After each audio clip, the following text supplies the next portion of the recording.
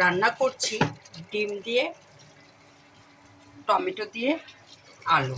এই আলুটা আমার দেশি আলু। এই দেখুন, এটা বগুড়ার আলু, এটা আমাদের জমির আলু।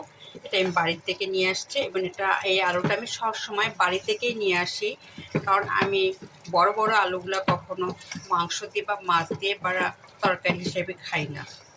আমরা সাধারণত সবসময় এই আলুই ব্যবহার করি। এটা আমাদের দেশে খুব সুন্দর আবাদ হয় এবং উত্তরবঙ্গে এই আলুটা যথেষ্ট জনপ্রিয়। এটাকে অনেকে বগুড়ার আলু বলে, আমরাও সেটাই বলি। আর এটা আমরা নিজেরা আবাদ করি আমাদের জমিতে। আর সেই জমির আলু দিয়ে আমি বরাবর সবসময় তরকারি রান্না করি। এখন আমি রান্না করছি আলু দিয়ে, ডিম দিয়ে, আর হলো টমেটো দিয়ে, কাঁচামরিচ কুটে রেখেছি। মশলাটাকে সুন্দরভাবে আমি কষিয়ে নিয়েছি অনেক সময় নিয়ে। তারপরে আমি আলুটা দিয়েছি। এখন আমি আলুটা যথেষ্ট সময় নিয়ে কষাবো। তার কারণ একটাই, তরকারির স্বাদ হলো কষানোতে। যত সুন্দর করে কষাবেন, যত সময় দেবেন রান্না করতে, তরকারিটা তত সুন্দর হবে। আর আমার বাসায় রান্নাটা একটু সময় নিয়ে করতে হয়, কারণ আমার সাহেব একটু কড়া রান্না পছন্দ করে। যেমন তেমন রান্না করলে তার পছন্দ হবে না, সে খেতে চায় না। এই জন্য আমি রান্নাটা একটু গুরুত্ব দিই। আর এই কারণে আমি মশলাও বেশি দিই। আর মশলাটা অনেক সময় নিয়ে আমি কষাই, তারপরে আবার সবজি বা আলু যেটাই দিই সেটা দিয়ে আবার অনেক সময় নিয়ে কষাই। এই দেখুন, আমার আলুর অবস্থানটা দেখলেই বুঝবেন। এই দেখুন, যে তেল দিয়েছি পুরা সে তেল লাল লাল হয়ে উঠে আসছে।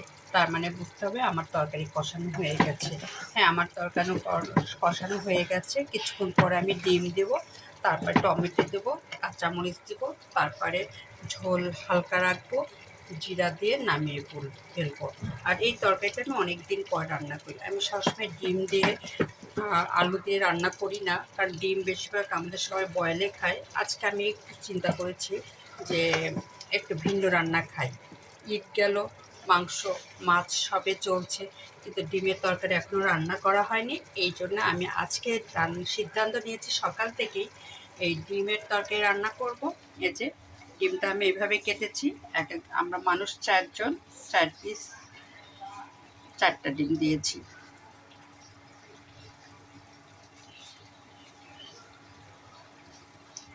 মানুষ 4 জন, 4টা ডিম দিয়েছি। এই 4টা ডিম আমি রান্না করবো এই আলু দিয়ে আর টমেটো দিয়ে। আর তার সঙ্গে আমি করব টমেটোটা চাটনি। টমেটোটা কেটে রেখেছি, এই দেখুন সব কিছু দিয়ে রেখেছি, শুধু এটা সিদ্ধ করব। তারপরে চাটনি করব সরিষার তেল দিয়ে, আর হলো পেঁয়াজ দিয়ে পরে মাখাবো। এই হলো টমেটোর চাটনি হয়ে গেল। আর আর তরকারি রান্না করব।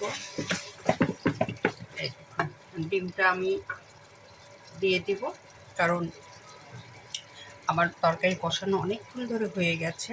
আমি যথেষ্ট সময় নিয়ে কষাইছি। দিয়ে একটু হালকা পানি দেবো, এতে বেশি আমি ঝোল রাখবো না।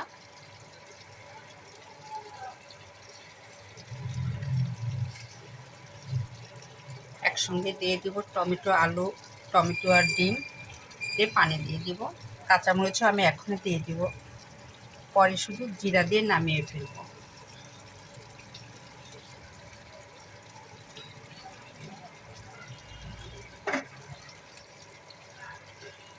হ্যাঁ, এটার পরে আর কিছু করবো না, শুধু পানি দিব পরিমাণ মতো, হালকা ঝোল রাখবো, তারপরে জিরা দিয়ে নামিয়ে ফেলবো। তাহলে আজকের তরকারি আমার আলু, ডিম, টমেটো এখানেই রাখলাম।